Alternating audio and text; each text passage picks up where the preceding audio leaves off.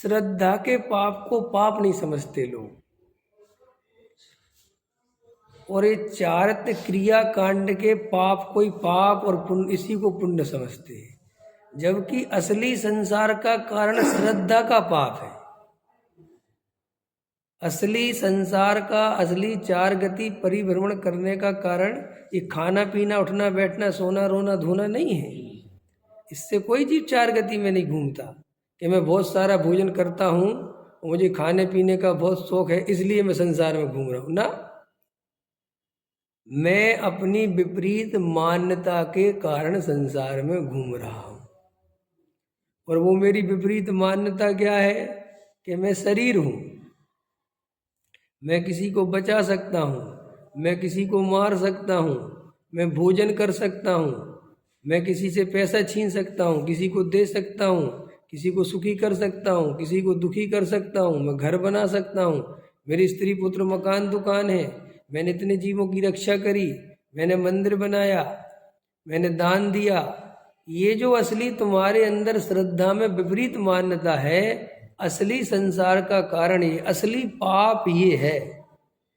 इस तरफ हमारा ध्यान नहीं जाता। हमें जन्मों जन्मों से जो हम चार गति परिभ्रमण कर रहे हैं, साफ साफ शास्त्रों में लिखा है मिथ्यात्व के कारण जीव चार गति में घूम रहा है। अब आपको मिथ्यात्व शब्द बोलते हैं तो आपको इतना ख्याल में तो आता है, लेकिन मैं आपको आगम से थोड़ा आगम की शब्दावली से बोलता हूँ। सबसे ज्यादा, सुनील जी, सबसे प्रबल, सबसे लंबा कर्मबंध कौन सी प्रकृति का होता है? मोहिनी है। मोहिनी के भेद करो दो। दर्शन मोहिनी है। दर्शन मोहिनी का काल कितना है? 70 कोड़ा कोड़ी सा। और अब कोई ये प्रश्न नहीं करता कि दर्शन मोहिनी के 70 कोड़ा कोड़ी है, दर्शन मोहिनी है क्या चीज? आपको कोई प्रश्न करना चाहिए ना। अब आप तो ये जरा जरा से बस ये हरी छोड़ दी इसको बहुत बड़ा समझते हो, जबकि इससे कोई कर्मबंध बहुत ज्यादा ना बहुत कम कोई फर्क नहीं पड़ता इन कर्मों से।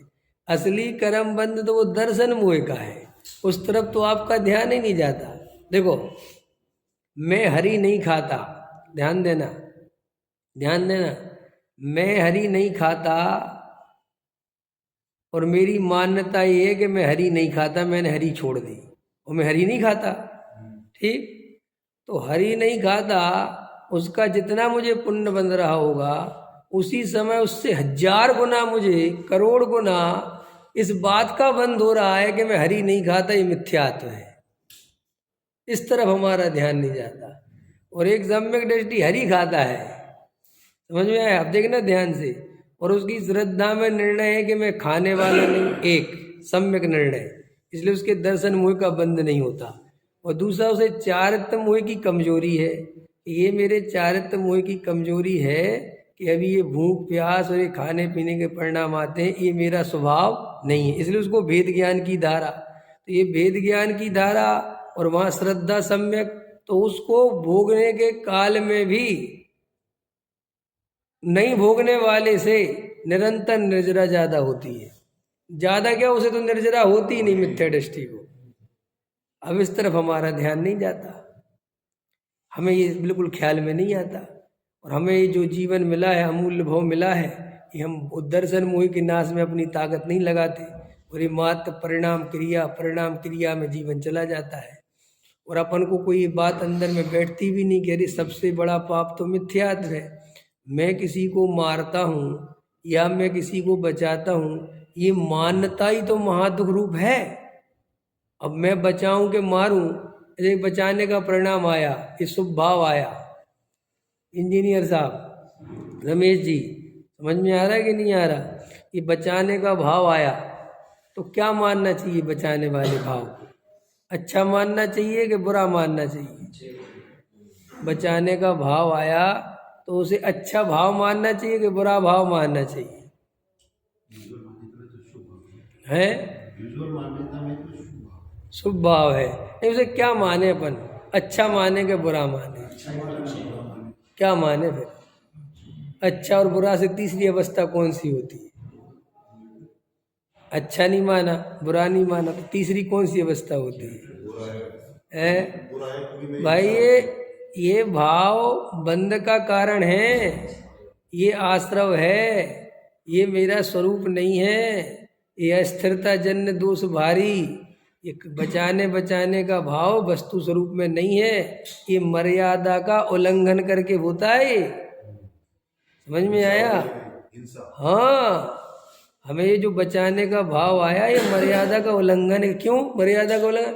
अरे वस्तु स्वरूप में कोई किसी को बचा ही नहीं सकता, कोई किसी को मार ही नहीं सकता, और तुम्हें बचाने का भाव आ रहा है तो तुम वस्तु स्वरूप के उल्लंघन कर रहे कि नहीं कर रहे? तो उल्लंघन दो तरह से, एक तो दर्शन मोह का उल्लंघन करोगे तो अनंत संसार का कारण है, और अगर वो चारित्र मोह के लेवल पे उल्लंघन होगा तो वो कालांतर में निकल जाएगा। अंतर समझ में? दो तरह का उल्लंघन समझ में आया कि नहीं आए? एक तो मान्यता ये है कि मैं बचा सकता हूं, ये तो हो गया मिथ्यात्व सहित बचाने का भाव।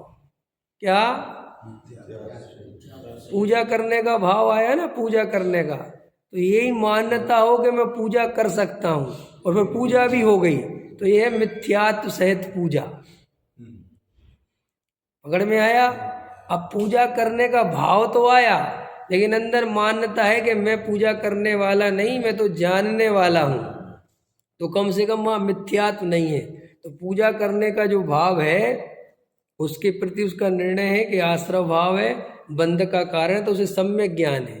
सम्यक ज्ञान होने के कारण उसे मिथ्यात्व का बंध नहीं होता, तो मिथ्यात्व का बंध नहीं होता तो खाली वो पुण्य का बंध होता है।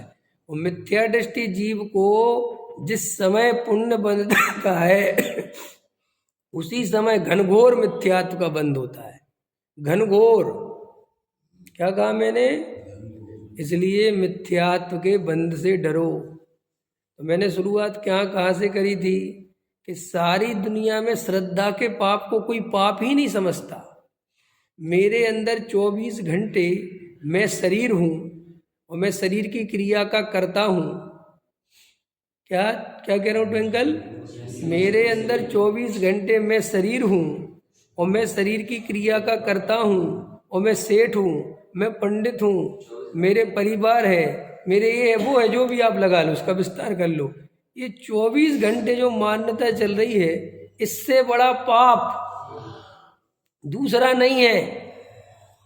और बाकी के पाप तो क्षणिक होते हैं। समझ रहे हो इंजीनियर साहब, राजेश जी? बाकी के पाप कैसे होते हैं?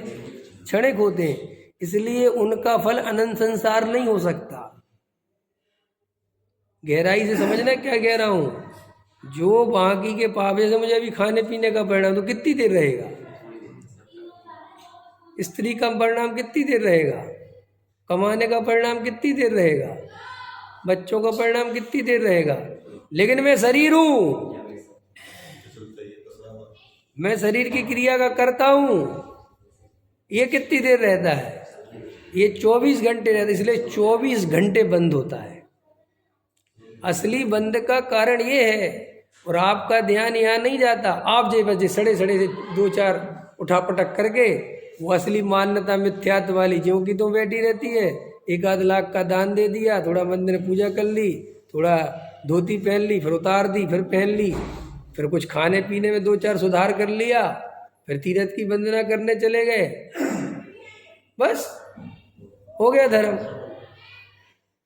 ये सी अनंत भव गए तुम्हारे, और ये भव भी गारंटी से जाएगा अगर ध्यान नहीं दिया तो।